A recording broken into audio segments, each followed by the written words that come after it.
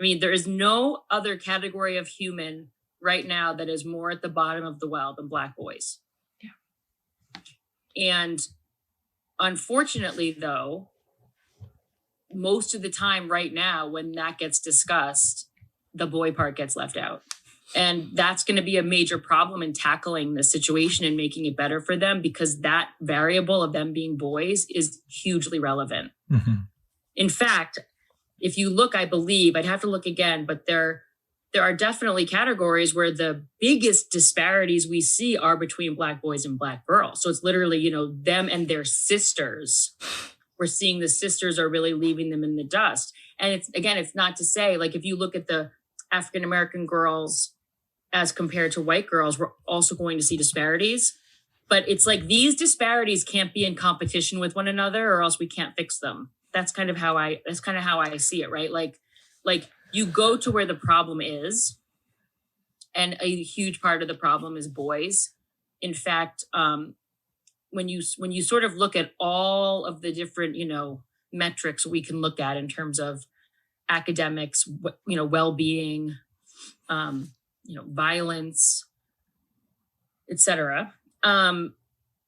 The boys are really way ahead in all the bad stuff, and they're way behind in all the good stuff. Yeah. And that's the simplest way I think that it can be explained, actually.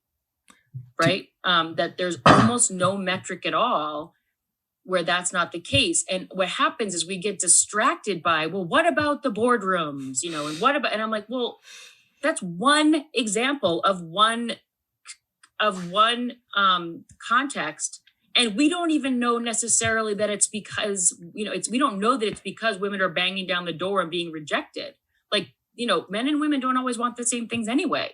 So it isn't like, the boardroom. Well, then I guess I can ignore the academic performance, the suspensions, the expulsions, the suicides, the homicides, the incarceration rates because of the boardroom. Yeah. Because the boardroom, if you think about it, it impacts such a small percentage of people anyway.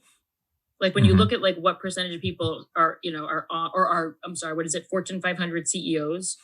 Okay, fine. Like, yeah, that's one thing, but that's again, a very tiny sliver of the human population. And I'm really concerned. And we're talking about like 50% of the human population. Okay. So that's kind of how that deliberate omission is how I got into it. But I will also tell you that my antenna was never sensitized to what I like to call anti-boy messaging until I was the mother of 3 boys.